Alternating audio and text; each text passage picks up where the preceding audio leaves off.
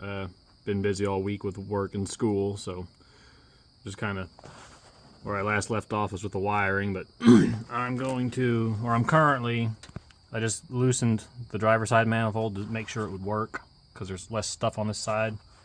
But I loosened it, slid the gaskets in, so now I'm just gonna make sure they're in there all the way, torque them down, and then that should keep it from having any chuffing noises or anything else. I didn't remember seeing gaskets when I took it off, and people that I know who are older than me said a lot of hot rodders, especially if they started running headers, just wouldn't even bother with the gaskets.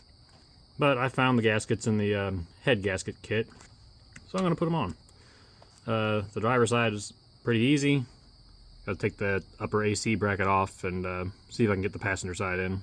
But yeah, they got these little hooks. They just hook in there. And the one, you got to take the bolt all the way out, but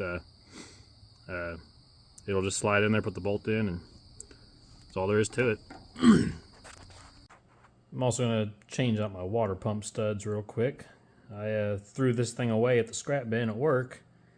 Then I was looking through all my bolts and I realized I couldn't find them. And sure enough, yesterday I went to the scrap bin and there's a water pump and there's the studs. So I'm going to change those and put them on or take them out and put them on the new pump real quick.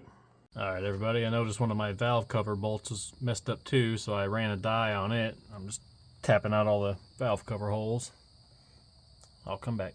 Alright, so I'm putting the gaskets on, and I was wondering how I was going to hold them in place and keep them aligned for the holes, but the Buicks have these rubber tabs that just happen to align with these cutouts in the bolt flange, and you just push them in there and it holds itself in place. I mean, that's pretty, for the 70s, that's really good, because that El Camino, I remember kind of lining the cork, because I was cheap, I used cork, just the ones that came in the kit.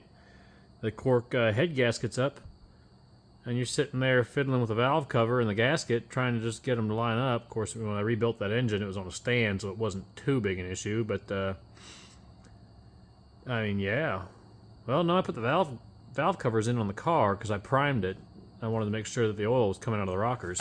But, I mean, for the 70s, that's pretty trick right there, because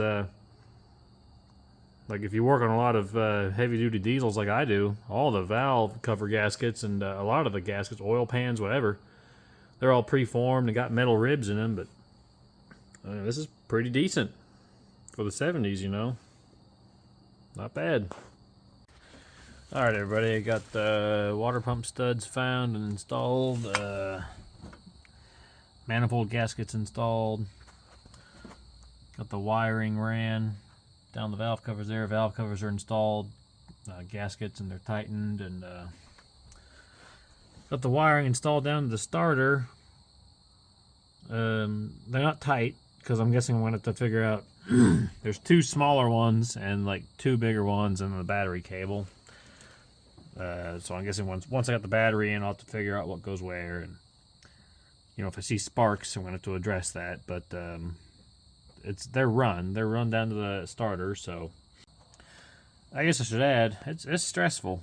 Not a lot of room down there because the tires are flat, and both my big jacks are somewhere else.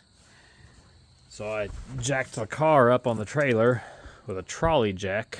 I got a small little 3-ton jack stand. It's holding it, but it ain't as good as with a tall jack and a tall stand.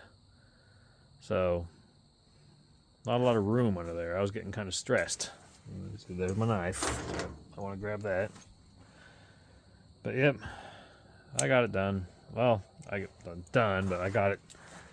I achieved what I wanted to achieve for the night, so thanks for watching.